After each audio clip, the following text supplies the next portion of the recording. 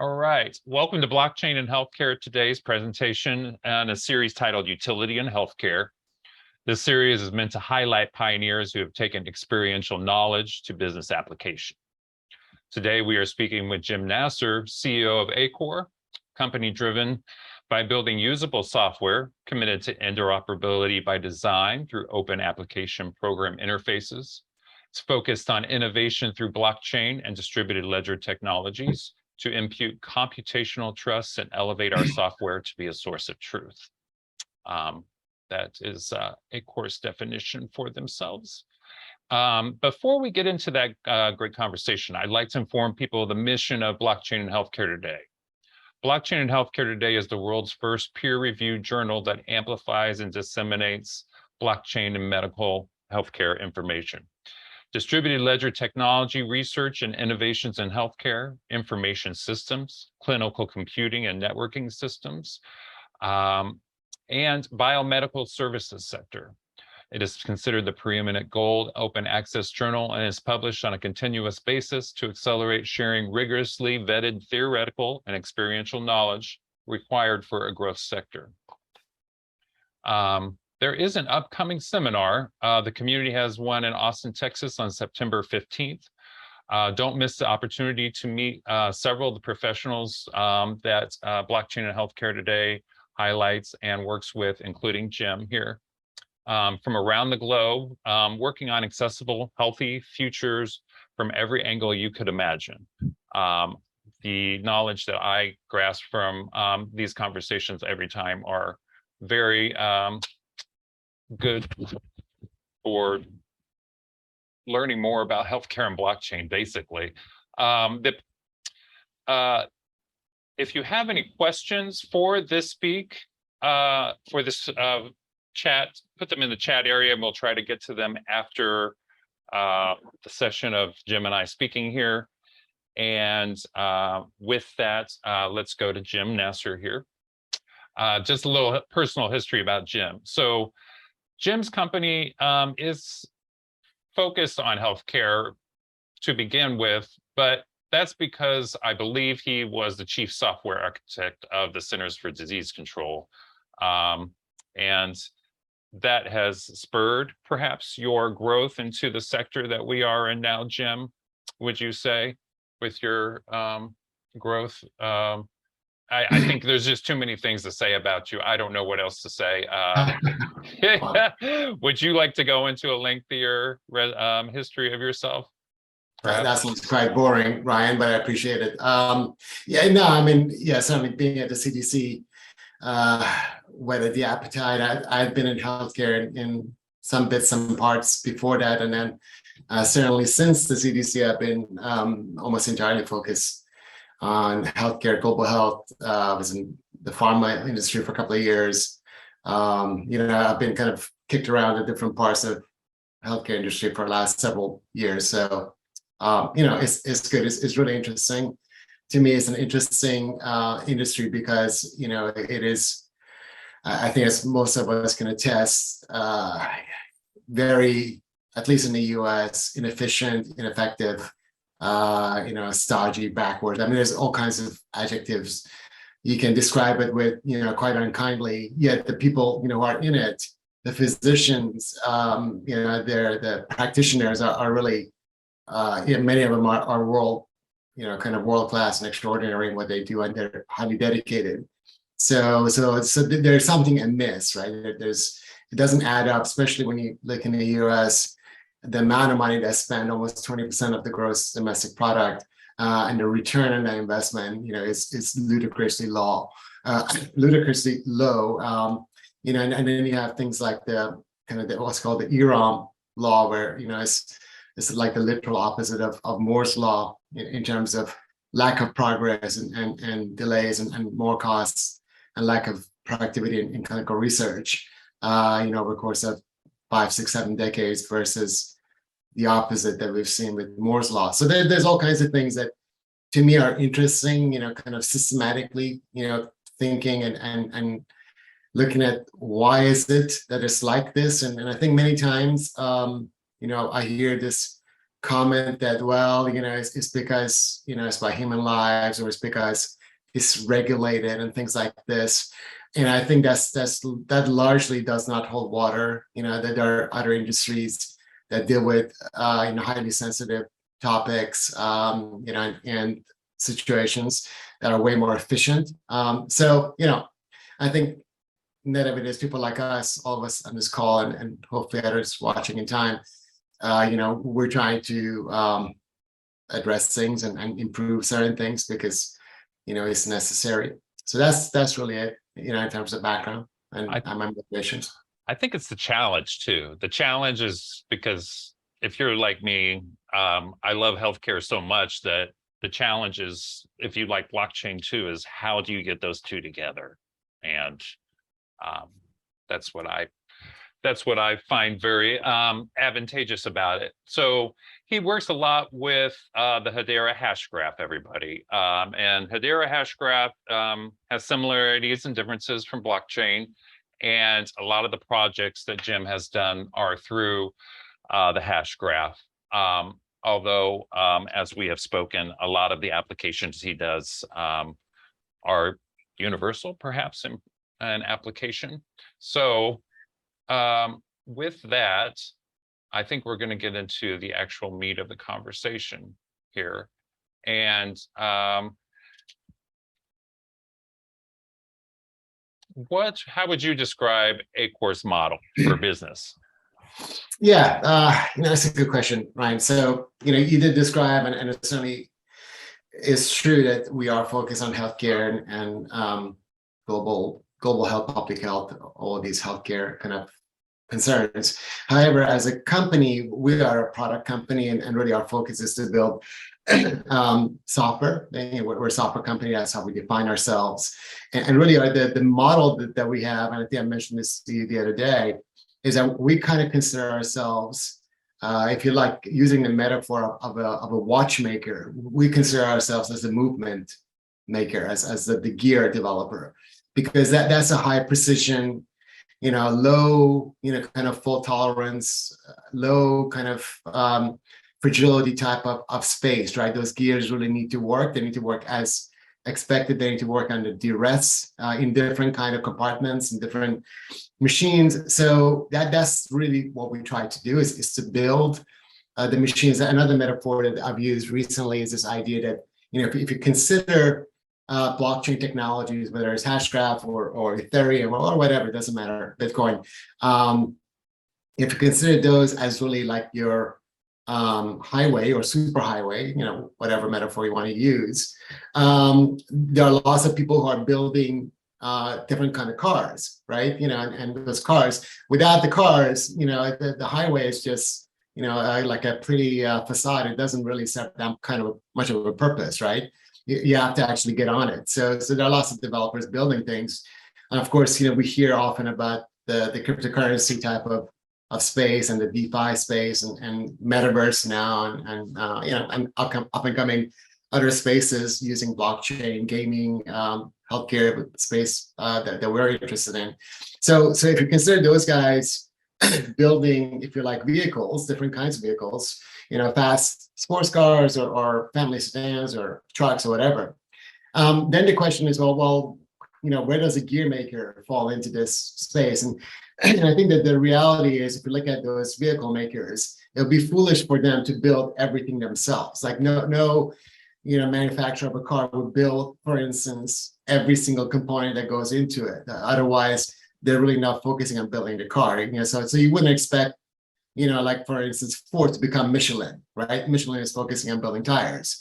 And so that's the way, that's the visual, that's the metaphor for us. That we're building, if you like, the components that go into other people's machines. We really help the machine maker build their machines, because some of those components are really, they're difficult to build in the context of blockchain. They certainly require a significant amount of expertise. They have to be built to be anti-fragile, to scale, to be very cost effective, to be maintained, all of these things.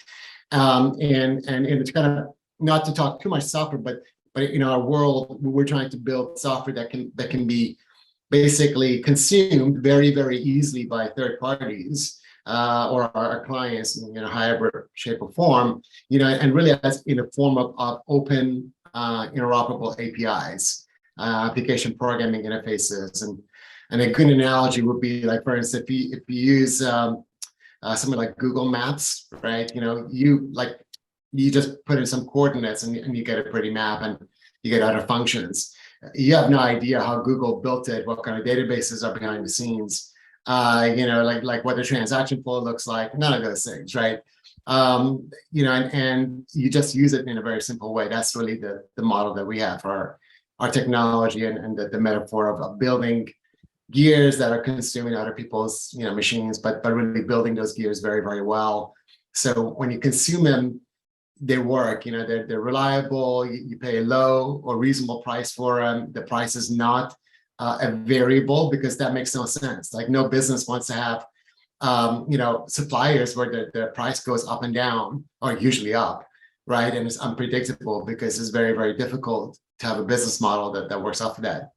So those are the kind of motivations that we have. That's the way we think about building software. And the whole, you mentioned this at the beginning, this idea of usability. Our whole thinking is, if we're going to improve our clients' lives, if we're going to move the needle, our technology needs to just work behind the scenes. It needs to be abstracted. It needs to, if not improve usability, certainly not hinder it. Mm-hmm. So those are the kind of things we think about. That's really our daily MO. And that's what we've done for the last 3-4 years, building software in this kind of way. Okay. So that's good, because when we talk about a digital identity, and we were talking about this, a self-sovereign identity is really something that someone can assign themselves. If so they want to do that, there's your abstraction for that, the self-sovereign identity. So then you get into a digital identity, and that's something that's more institutional.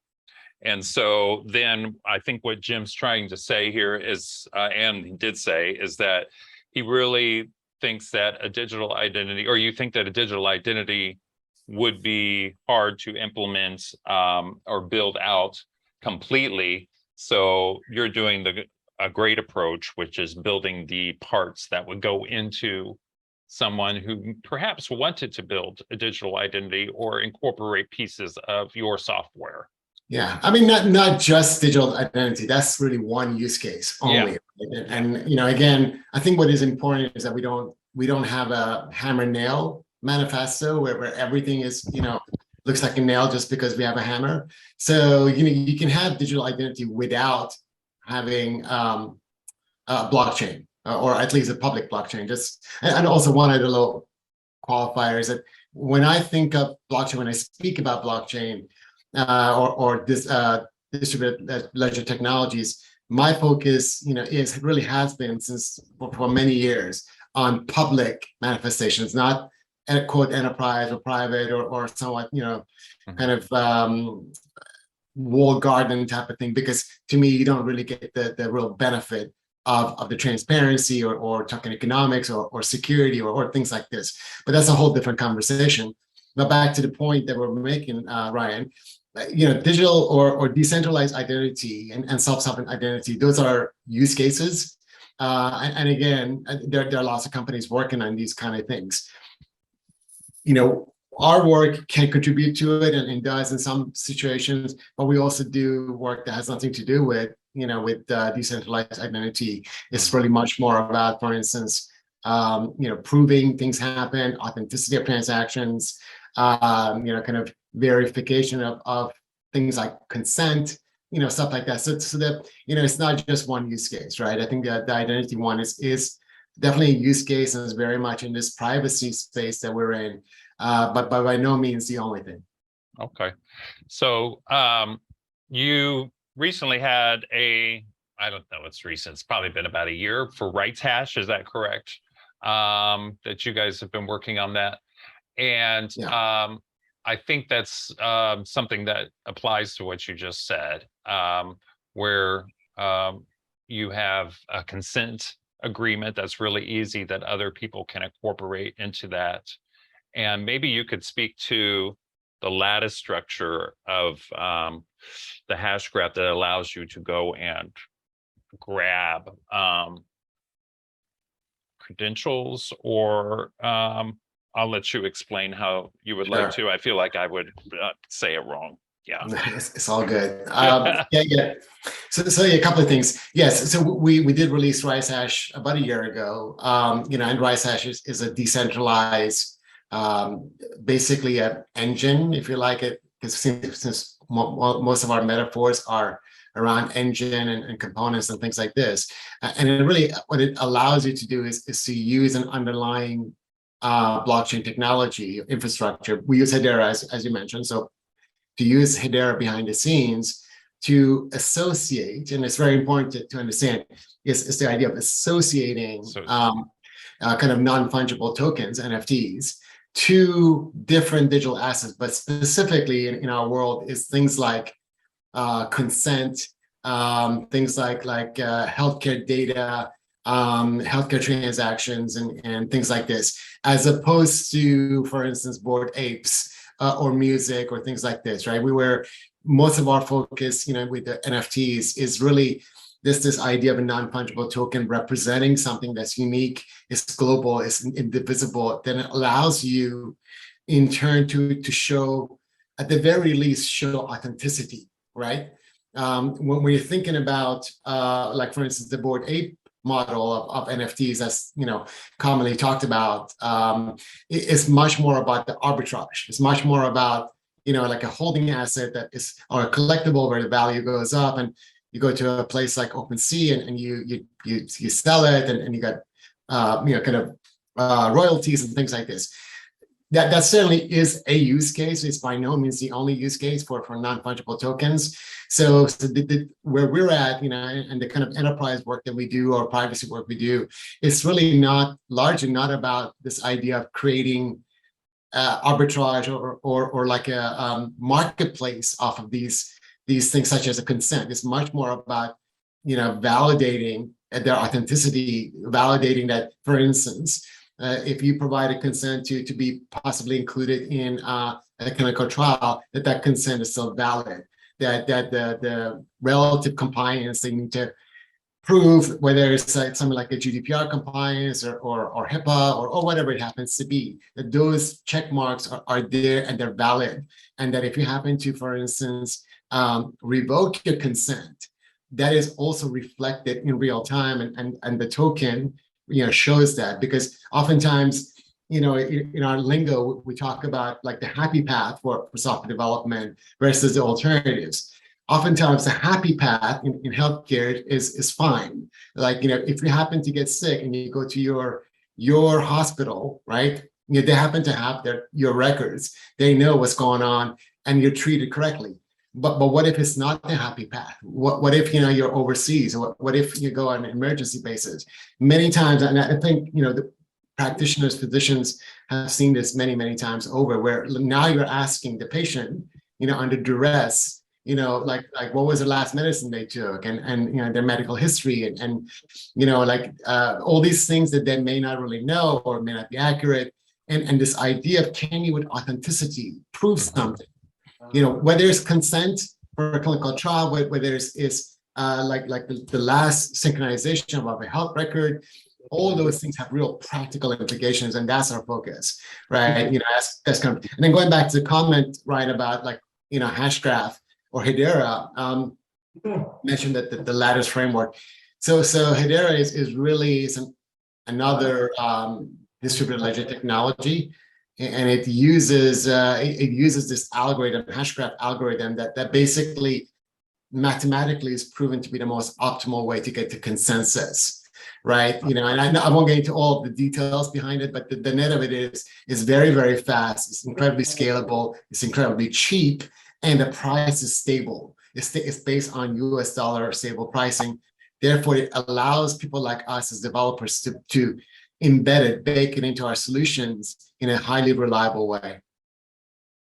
Yeah, I have people all the time who try to tell me, oh, HBAR, it never goes anywhere. And I'm like, well, I mean, if you're going to try to make a lot of money on it, I don't know if that really is, unless, I don't know, I guess you could put in $5 million and wait for it to go up 3 cents. But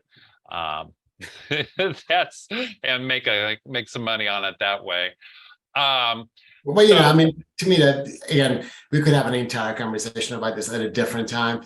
We all really, and I think hopefully everybody does, we need to separate cryptocurrency speculation versus very much. utility, because I mean, we're in such, it's a weird, really weird time. It's like .com back in the day, like 20 years Uh-huh. ago, whereas all this stuff is at its infancy, and you have a lot of speculators, you know, who see an opportunity, or they've heard of, hey, like, you know, Bob, you know, bought 2 Bitcoins, now he's a billionaire, things like this, right? So they see an opportunity to kind of like pump and dump. They see an opportunity to basically create financial scenarios more or less out of nothing. Yeah. That's wherever that is, that's not what we do, right? I mean, that's like largely ludicrous, and I think a lot of these cryptocurrencies will disappear because end of the day, the actual protocol behind them has no real utility, or it's largely a scam, or it's largely set up for the first initial setup, like, you know, either the founders or initial set of investors to be able to do the arbitrage of pump and dump. Mm-hmm. That's all garbage, right? And hopefully there will be regulations in time, and the regulators will be smart enough to like suss out these kind of people. But there are a few like legitimate protocols like Ethereum, like Hashgraph, and a few other ones where there is real utility, where you could have companies, Fortune 500 companies, like the Googles and IBMs and Boeing, you know, and so on, DLA Piper on Hedera's council, that they make a commitment to it. That's a whole different scenario that we're talking about than you know, is the HBAR token going up or down? I mean, you know, Yeah. honestly, does it matter? Yes, it does matter, because it reflects like network, basically network effect. Mm-hmm. But is that the focus of the conversation, what we're trying to do? Absolutely not. Yeah. Yeah. I think, and I agree with you that the actual level 1 chains and those things will come forward with the actual utility. And I just see so many coins rocket so fast that it's like, okay, from 10,000 1 cent to, yeah, it's really quite a thing to see how many will go away in the next few years. Yeah. I think I believe you're really good at correct about that. So what some other projects that you are doing? There's just so many that I wanted to perhaps go into the privacy fund. If you wanted to speak a little bit to that, please. Sure. And this ties into pieces of identity for healthcare, if you would, and your opinion on that Acoer project. Sure. So just for a little bit of background, Yeah. I guess myself, I work with the HBAR Foundation, which is HBAR Foundation is really an independent foundation that was funded and founded by Hedera and his council members about a year ago, last September. Its mission really is to basically grow the Hedera community, you know, simply, and provide funding and grants for startups and other organizations to do interesting things on the network and increase utility. That's the foundation's mission. So what we do is that, you know, myself in collaboration with the HBAR Foundation, we run what is called a privacy fund, you know, where we have an allocation of funds, and you know, and basically work with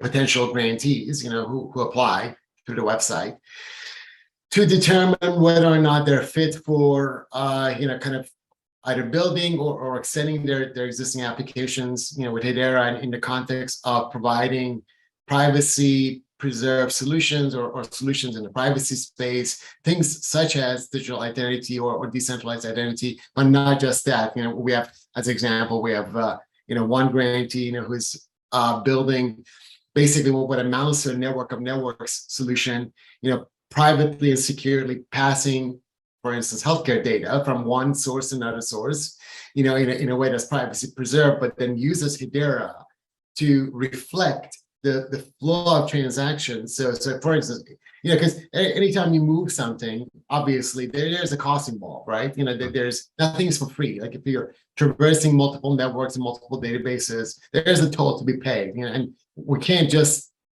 like evaporate costs. There is a cost involved. But then we also have this context of in this Web3 world of consumers having not only rights but also possibly control, financial control maybe, and the opportunity to be remunerated for participating, for providing the information.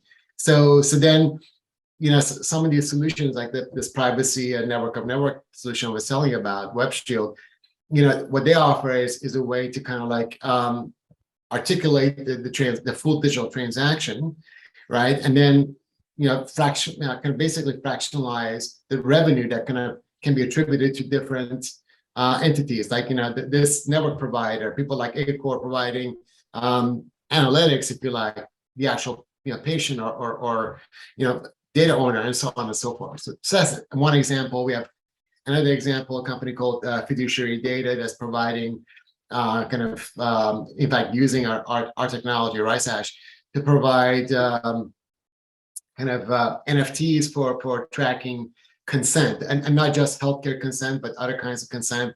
It could be, for instance, consent in a legal context for power of attorney or for banking purposes or for management of private keys. Again, that's a very, very big issue, Ryan, right? Because now that a lot of us, I suppose everybody on this call maybe has a digital wallet, right? And now on our phone or on our, a ledger, kind of USB thing or wherever, we're holding on to digital money, as example, or digital identity. But what happens if we lose our private key, right? That's a really serious issue, because if you, and again, you've seen it, right? It's popularizing people who've lost the password for the Bitcoin, the stash of Bitcoin, and now like you got $500 million of Bitcoin that basically is lost. But that's a serious issue if you look at scale, because is it realistic for your average mom and pop, or really almost anyone, to hold their private key and securely manage it? And what happens if they lose it? What happens if they get the password? So there's a whole industry, I think, that's beginning to wake up this idea that just like you have lawyers and fiduciaries for like legal paperwork, like your like notary public type thing, or witnessing some transaction, you could and probably should have similar things for digital assets, right? Especially when you have like, imagine as example, if let's just take the scenario of digital identity, right? So we create, like, I have a decentralized identity that I've created using some kind of self-sovereign tool, right? And then some authorizer, let's say is Georgia Department of Motor Vehicles. I live in Atlanta. They authorize it, but I'm the only one with the key, right? So I lose my key. What happens to me? Do I now disappear? Am I no longer a person, right? I mean, seriously. It's a serious scenario. It's not, because if your decentralized identity is your identity in some context, or working, like if I wanted to go and prove to the DMV that I really am who I am, and the proof was my private key and I don't have it, well, what do we have? So I think these are the kind of scenarios and the kind of use cases that we're really trying to like tease and kind of like bring out through the privacy fund. And we've had, a huge amount of response from the market. We've granted a number of grants already and had to tear down a number of other ones. And there's a big backlog, just because I think people are beginning to understand, what the scenarios are, what the use cases are, and where this kind of thing can make sense. So there is because blockchain has always been about ownership. So, it was all about owning your own keys at first, but now it's kind of hit the wall with the practical side. Like you said, mom and pop, lose their whole fortune, and, they're not expected to keep 12, 24 words or however their wallet is secured. And then you have a multiplication of wallets, and you're losing the interoperability that you were searching for the whole time, I think, through that process. One thing I do want to clarify though is I think ownership is one way of looking at blockchain. I think, to me though, is more about removing intermediaries. It's like decentralizing. but so you want to get the autonomy. You want to remove the Zuckerbergs, as like the controller of the information and by far the biggest beneficiary, right? That's what's happening. You got 2 billion people providing content to Facebook, yet Zuckerberg is the one who is completely disproportionately getting value, and none of the rest of us are, right? Mm-hmm. That makes Meta and Facebook, the sole Amazon, Google, the 4 horsemen are certainly all, in this scenario, and many other companies, right? And all these, by the way, there's all these like much more anonymous data aggregators, and I won't name them, but you know who they are. Mm-hmm. They make money on like secondhand data, right? Not even good data, and they have their own proprietary indexes. So the whole idea is, look, we can use distributed ledger technology to disintermediate that, to remove that and disrupt that model, which is really not good for anyone other than the entities who ultimately control the key. Mm-hmm. But I think the idea of ownership isn't necessarily the same thing, because you could have ownership, yet you could have fiduciary. Even with blockchain, you could have fiduciary type of or like notary public type services and other services that allow you to safeguard your keys better, as opposed to you're not displacing ownership back into one central organization, which is not what we want. But you're just providing some more measures, just in case, like the rainy day scenario, or just in case there's a catastrophe or whatever. And I think that's completely appropriate. Mm-hmm. Right, and that doesn't violate the idea of having blockchain or public ledger.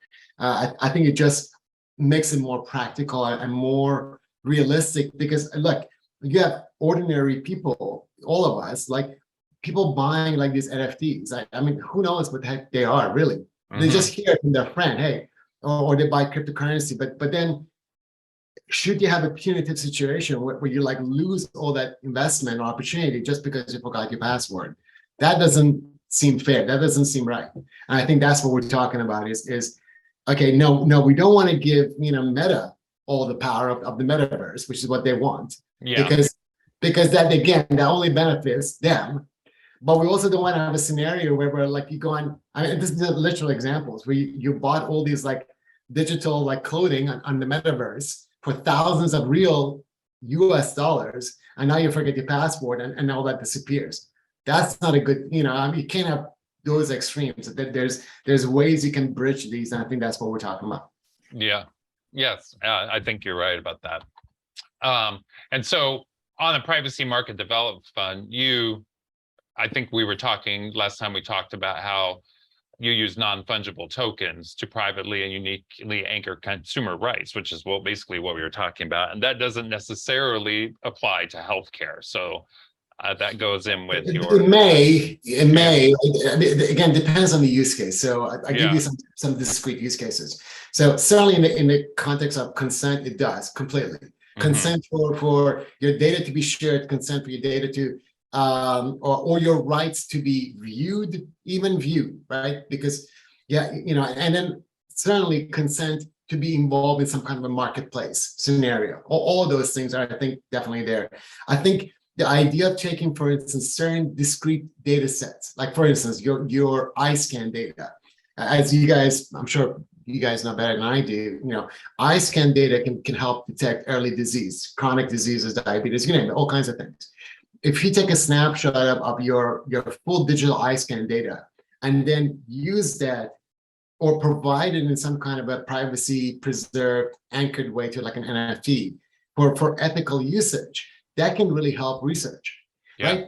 So are you giving all of your healthcare data? No, that's not the idea. The idea isn't that you're providing your entire EHR record, and that's not even practical, really. Mm-hmm. But so and then this idea that then your data becomes part of a larger anonymized, kind of like cohort of data, which is happening right now, right? I mean, you have companies like IQVIA that have made a giant business out of it.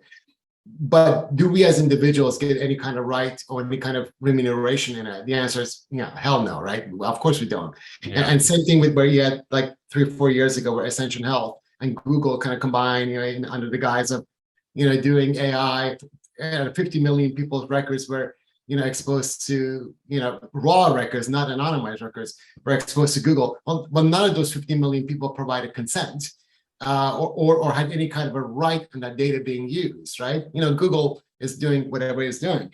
So all those scenarios, you could have some degree of transparency and authenticity of what's really happening by having, NFTs that then anchor, they don't share the data, but they just anchor transactions associated to the data, right? Yeah. And that's what it is very, very important to understand. And I've had this conversation with people, not somebody like yourself, who obviously you know what's going on, but people think we're talking about putting healthcare data on a blockchain, public blockchain. That's ludicrous. Nobody's doing it. I mean, the US, first of all, the data is owned by license, but by people like Epic and Cerner. So good luck displacing a license. I mean, it took like 50 years to have the Cures Act pass just to remove information blocking and allow people to get to their health data without all of the kind of, well, even now it's an extract of data. It's not all of it. It's not usable, but regardless, it's better than what it was, right? Yeah. But the point is, we're not saying we're going to put healthcare data on a public blockchain. There's privacy issues. There's all kinds of ethical issues with that, right? Yeah. What we're talking about is the data resides where it is, but every time somebody reads it or writes to it or whatever, or synchronize, there's a privacy preserving transaction that shows up that says, hey, on this, it's kind of like when somebody uses your credit card, on this date, somebody did a lookup on your credit score, was this valid or should you have some kind of a say in it? So would you say it's more of like an oracle or connection to that single point of validity, or? Yeah, I don't like not an actual oracle, but in a metaphor of way. Of course. Yeah, I don't like to use the word oracle because I think it's so overloaded. It's used in different ways, and people who don't necessarily know what it means. To me, I like the idea of an anchor. It's an anchor, and then again, we can demonstrate this pretty easily with our technology, where you have, as example, you have a reference. It's a global, like a long set of numbers that you cannot reverse engineer, that points to, for instance, your eye scan data. And every time, and that's the non-fungible token, right? Yeah. And every time somebody just even looks at that data or does a search result and your data shows up, there's another privacy preserved transaction, another long number transaction that shows up and says, oh, on August 11th at 11:45 Eastern time, XYZ entity looked at your data. That provides a degree of transparency without divulging unnecessary amount of data. To us, that's a big step forward because right now, all this stuff is happening, you have no clue about it, right? I just made the example with Ascension Health. Yeah. So would you say that these are almost dynamic NFTs? Yeah, again, I wouldn't. So dynamic NFT is a misnomer because there isn't such a thing as a dynamic NFT. Yeah. When I'm searching for one. I'm searching. Yeah, I know it's used. I just like to be technically accurate because it's important, and I think language is important. So an NFT, once you create it, it's basically a long number. That number doesn't change. Yeah. However, can it be dynamic in the context that it reflects associated transactions in real time? The answer is absolutely. And that's exactly what our technology does. So as an example, I take your consent to participate in Pfizer's next COVID-19, COVID-24 testing protocol, right? Let's hope it doesn't come back, but it seems to be tied to the administration. Anyway, so at that time, your consent, it goes through a process.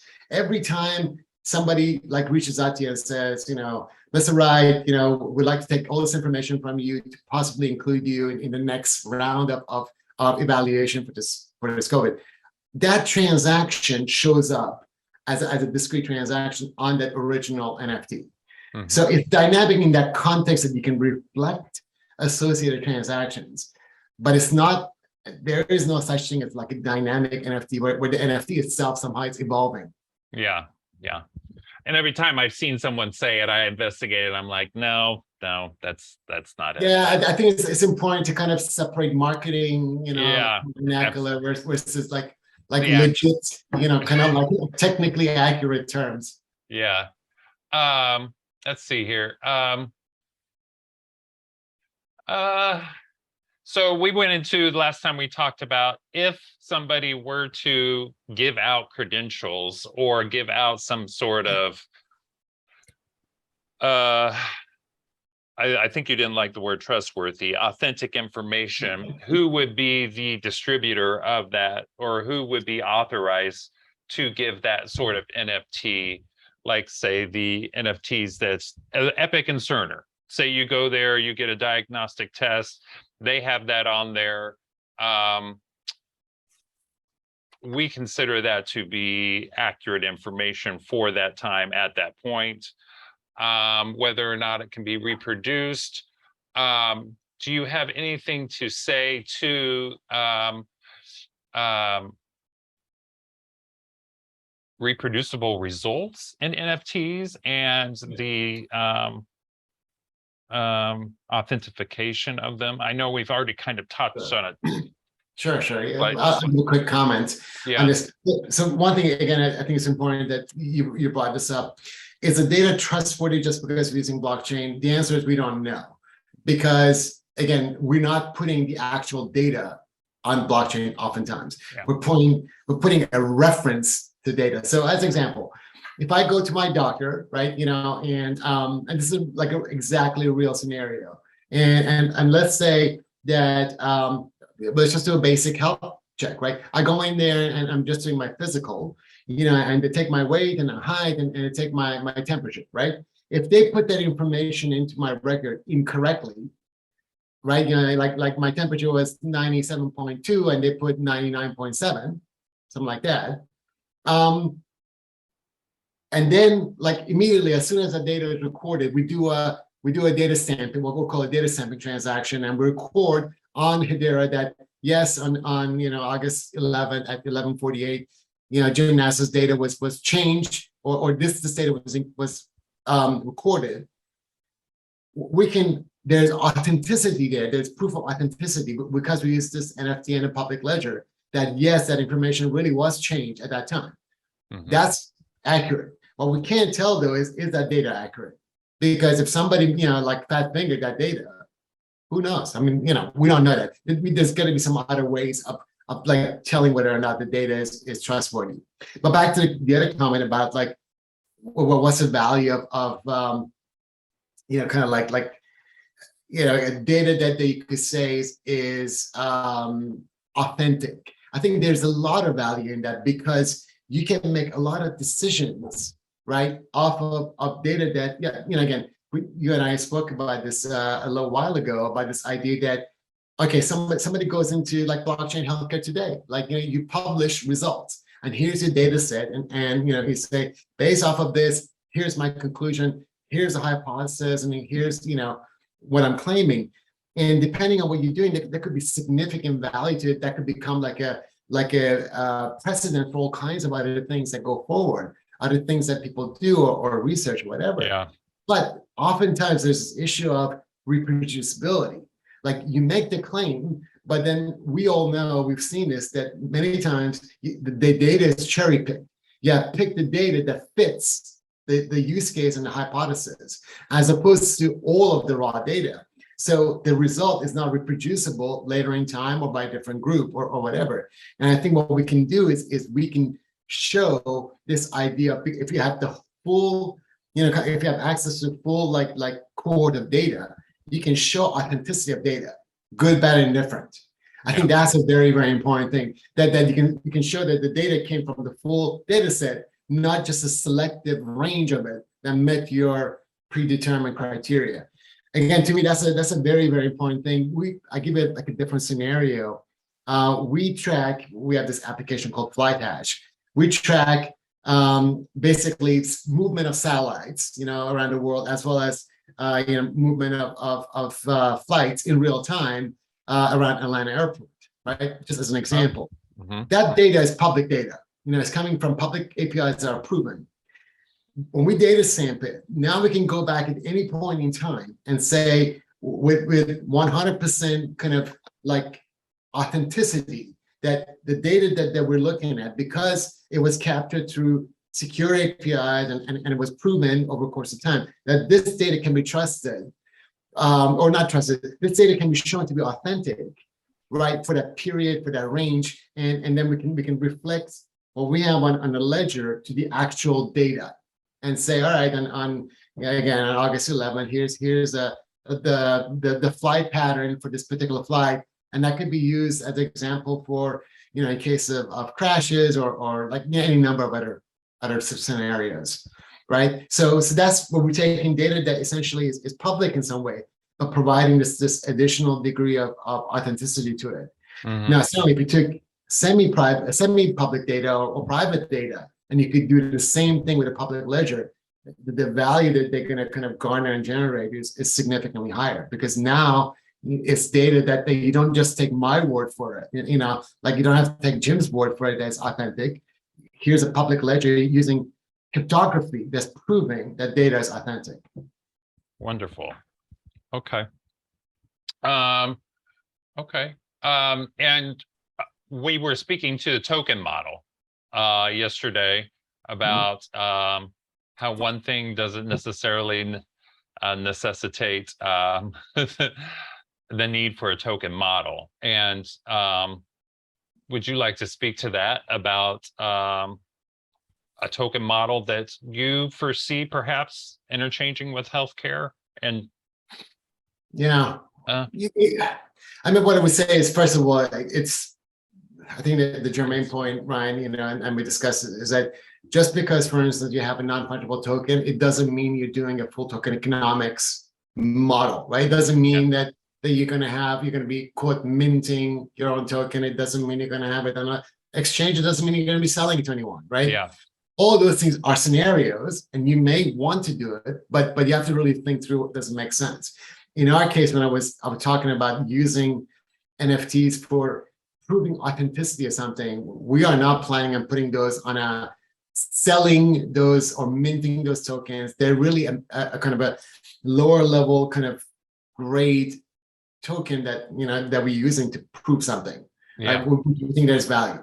However, there's definitely scenarios, particularly when you have consumers directly involved in creating value, right?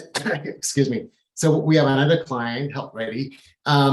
They are involved in the process of improving patient recruitment for rare diseases, such as rare cancer, or liver diseases and things like this, where they're physically engaging with patients or advocacy groups, but separately engaging with clinical researchers, in those spaces, in pharmas and CROs and such.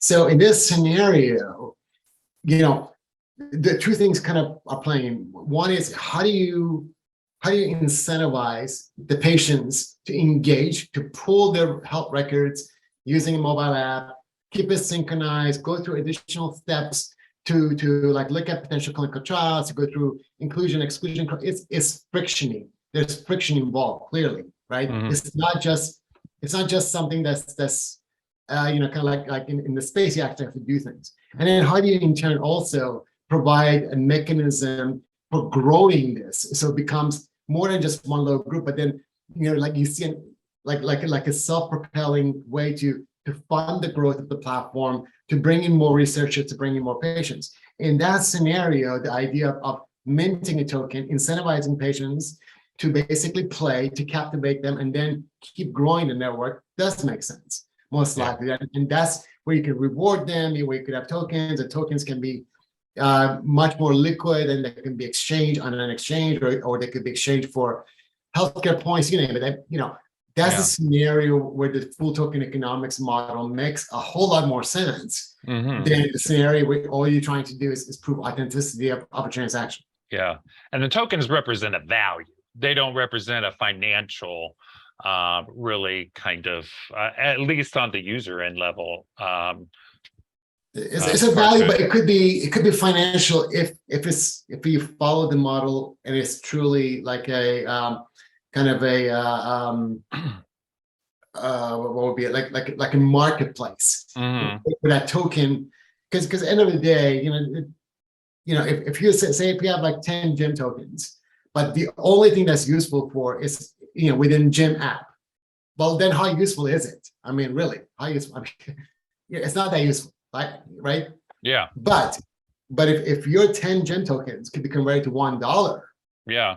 using like Binance or Coinbase or any number of other places, now there's like material value to it. And that's really where you need to go, because if the token is only providing internal, like in-app, like or in-game kind of value, but really nothing outside of that context, it's pretty limited, and therefore you really don't need this full token economics. So I think, again, this is where it gets a little bit, kind of complicated, because not necessarily complicated, but it's nuanced. You have to really think about what is it you're trying to do, what's the end game, how do you get there, and how do you do it in a way where it doesn't become scammy? Because I think the big issue with a lot of these ideas where you mint your own tokens is that very quickly it becomes quite scammy. It becomes like, Yeah. oh, there's a whale, there's a quote whale that buys a whole bunch, there's a pump and dump.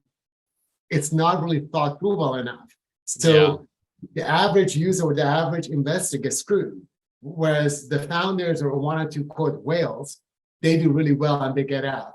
And I think that's where the reputation for these kind of token economics has taken a big hit, especially in recent times, because it's been implemented really, really poorly. So the ideas have been good. Maybe the intentions were good, but it was implemented extremely poorly. As a result, what you wind up with is something that most people would consider a scam.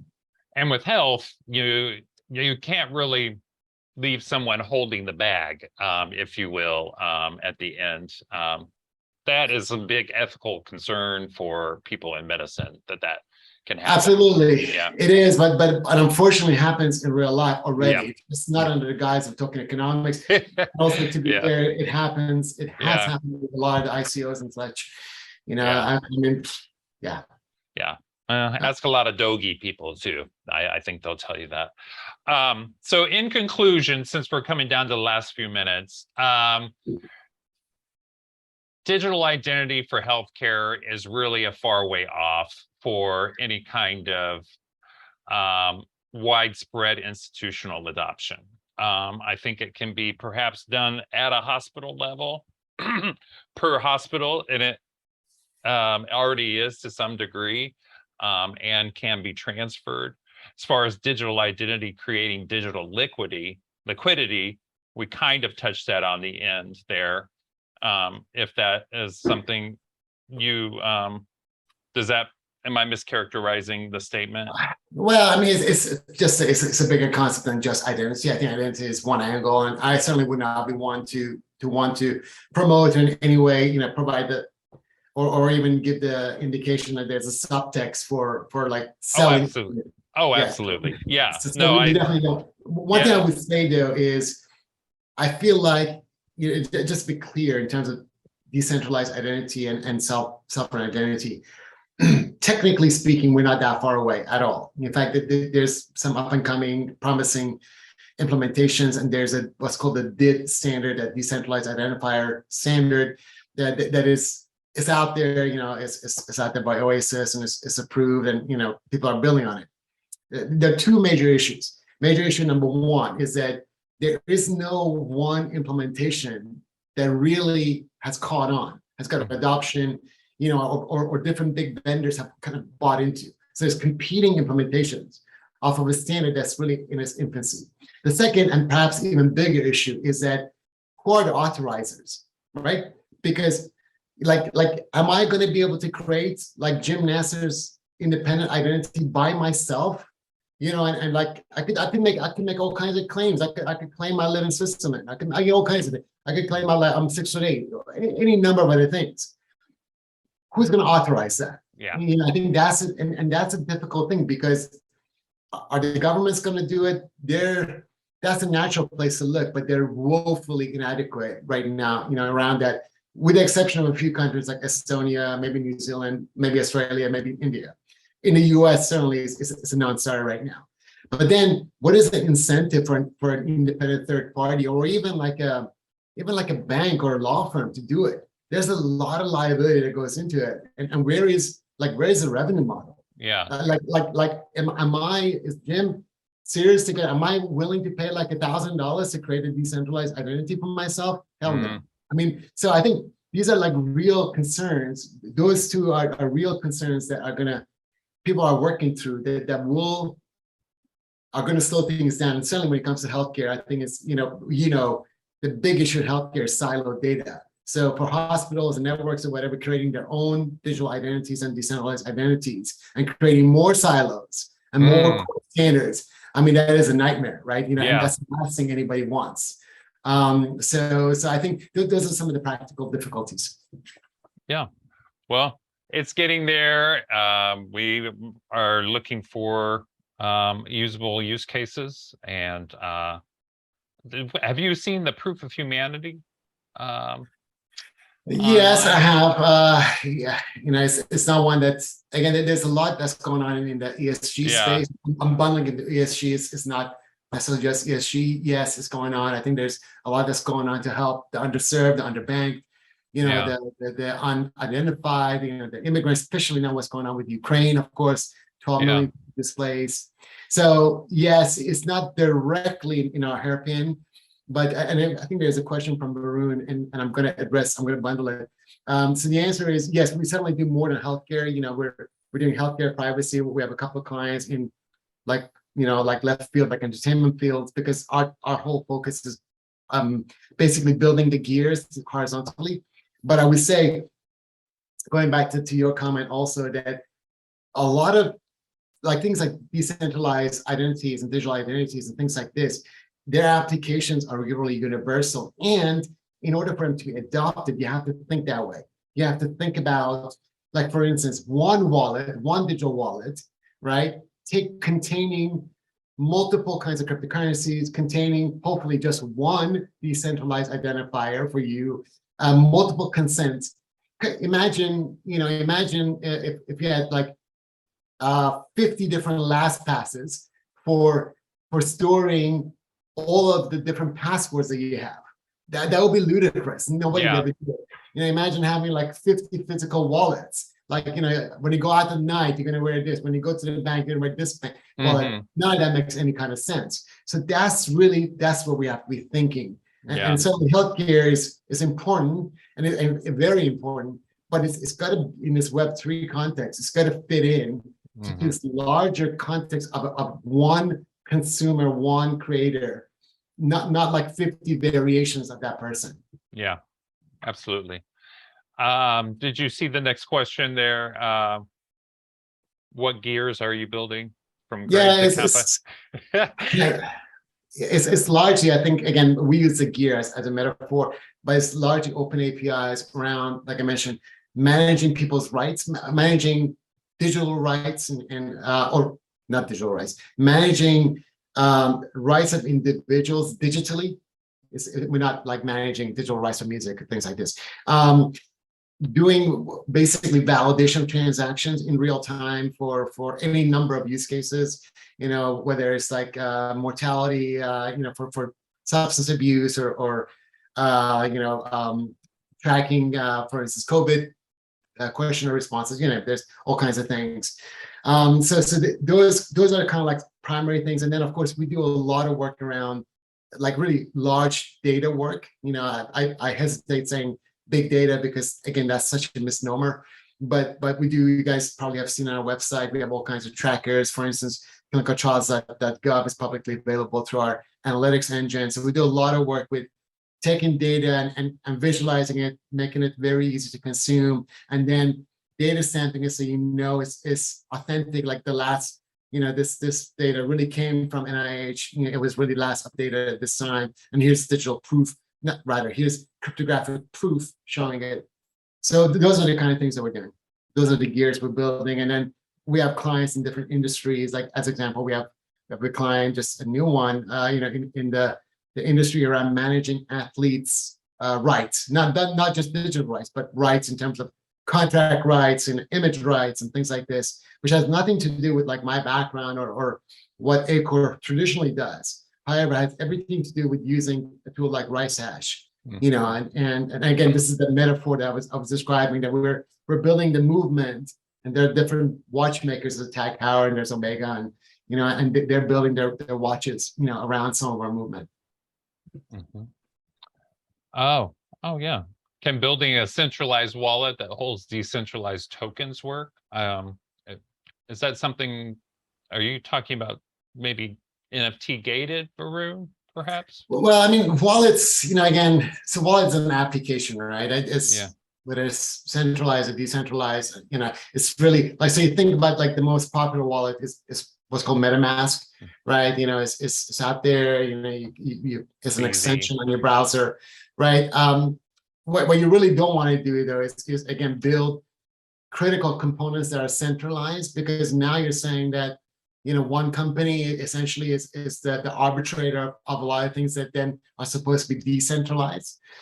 So I think that's our thinking is these critical like infrastructure components, utilities, things, at the very least they need to be in public domain, like open source, open APIs, and not within like, if it would be very, very like, I think dangerous to have like one wallet maker, like let's say Facebook is the wallet maker of choice for everybody's like tokens, right? Because now we have made one entity inadvertently the central like kind of guardian for all the things that we're trying to decentralize.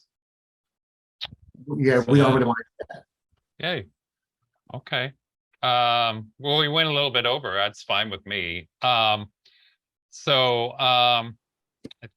Any last minute things you want to say? Future things for Acoer, Jim? Yeah, I think that the future for us, we see it as kind of continuing down this path of hopefully building, well, really two things, right? One is to kind of keep driving the healthcare agenda that we have, because we believe in that firmly, and it motivates me, motivates the company. We think there's like human value in that, and it's not just about business and money and things like the innovation or whatever.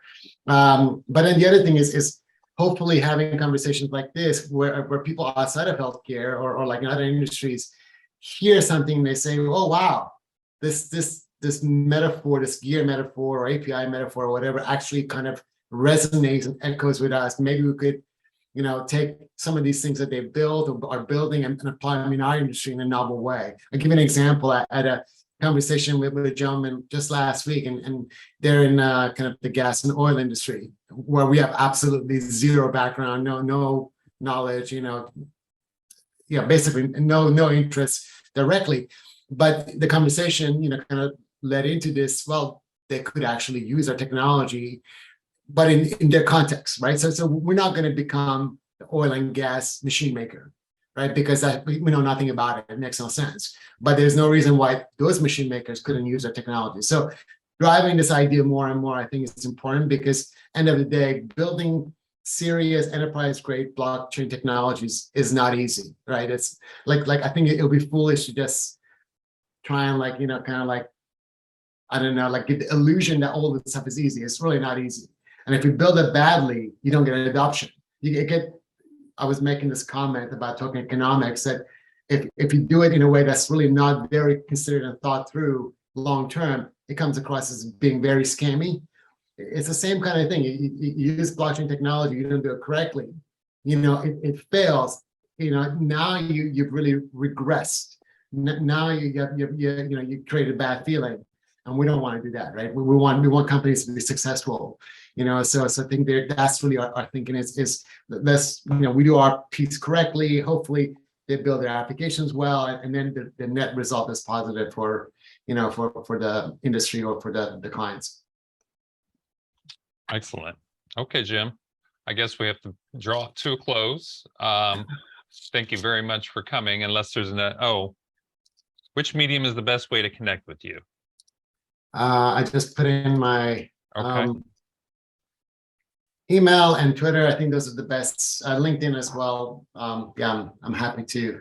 I usually get, again, going back to scamming comment, I get tons and tons of LinkedIn stuff, and a lot of it is scam. I feel like there's a whole God, like Chinese and Indian like mafia set up where they're creating all these like fake profiles, it's So you're having a problem with the bot connections Yeah, too, there's a lot of that. So LinkedIn, sometimes I just get overwhelmed with the amount of, and sometimes I miss legitimate things because there's just so much It's garbage. true. It's true. But yeah. Yeah. That another topic for another day. But I look forward to seeing you in September. I hope to see some other people there in September for our annual conference. And I thank everyone for coming today. And I hope you got something good out of it. All right. This ends our Blockchain and Healthcare Today Utility and Healthcare series with Jim Nasr and Acoer. Thank you, Jim. Thank you, everyone. Thanks, Ryan. All right, I thank appreciate you. it. Bye-bye.